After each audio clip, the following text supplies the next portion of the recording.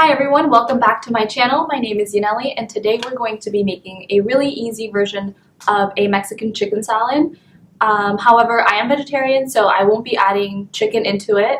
If you eat meat and you want shredded chicken breast in it, just add it at the end of the recipe, and that's how you do it with the chicken. However, I won't be adding chicken into it. This is actually my favorite kind of potato salad. I don't really like traditional potato salad with egg in it.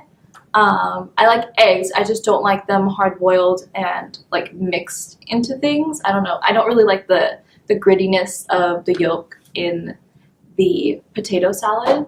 However, this recipe is really good. It's a little bit spicier. If you don't like spicy food, don't put in the secret ingredient that you will see in the recipe later on.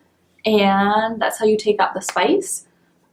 This is really good. It's super easy to just prepare ahead of time. I actually cooked my potatoes early in the morning the day that I made this recipe, and then later on when I got home after work, I just cut everything up and mixed it all in, and it took me less than 20 minutes to make, and it's really good. I think it tastes really good the day after. I probably like it the day after even more because all of the flavor has soaked into the potatoes. It's super good, and it's definitely a recipe that my mom would make, like when we would go to Six Flags and stuff like that, where you would be able to bring in food for your kids and your family. She would always make a big batch and then she would put it in a container, and we would have either tostadas or tortilla chips, and we would dig at it. It's so freaking good. So I hope you enjoy it as much as I do. So without further ado, let's get to it.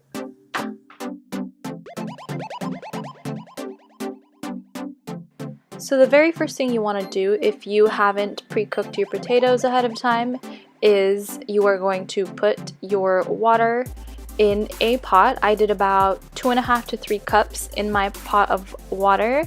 And then I just went ahead and cubed each half of my potato and I let them cook. It only took about 10 to 15 minutes to cook while I prepped the rest of the veggies and all of that to cook all the way through. So it'll be super simple, and once you get the potatoes done, that's about as hard of the job as it gets. And after we've started our potatoes on the stove, we're gonna just use half of an onion and we're gonna dice it evenly. I don't really have a method to my madness. I just cut my half of an onion lengthwise and then I cut it again going across, and that's all there is to it, really. If you have a specific method, just do whatever you're most comfortable with. I don't know about you, but I was definitely crying while cutting these.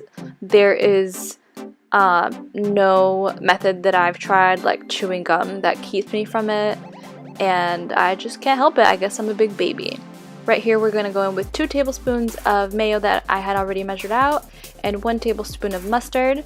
Please trust me on this. I'm really comfortable with this recipe, which is why I didn't use any measuring spoons or any measuring cups, but that is exactly how much you need.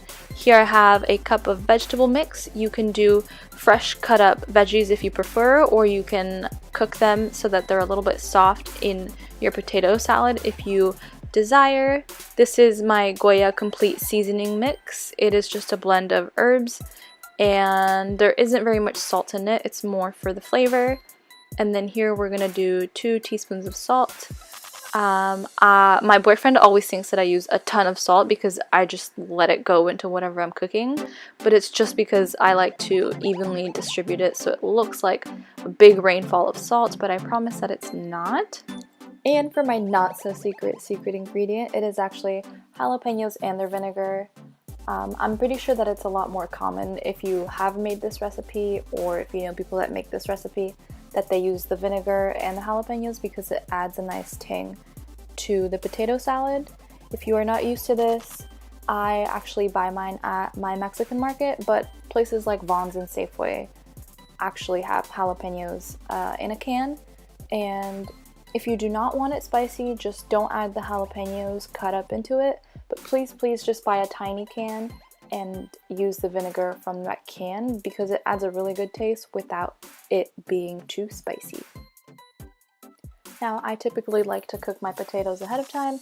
That way they are nice and cold when I am trying to peel them, unlike this one time where I was very impatient and I kept burning my fingertips, but it all came out.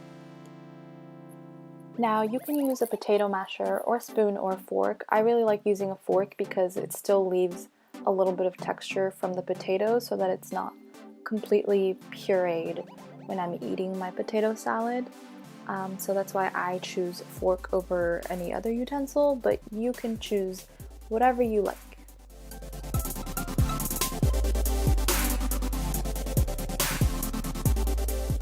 Here is what this delicious mess looks like when it's just about done. I'm just gonna grab 2 tostadas. That's usually what I have for dinner or for lunch. You can make more if you would like, or if you're serving other people, go crazy with it. I like to leave a little bit of an edge on my tostada so that I can grab onto it as I'm eating it. Otherwise your fingers get all messy. And I top it off with some tapatio, and that's all there is to it.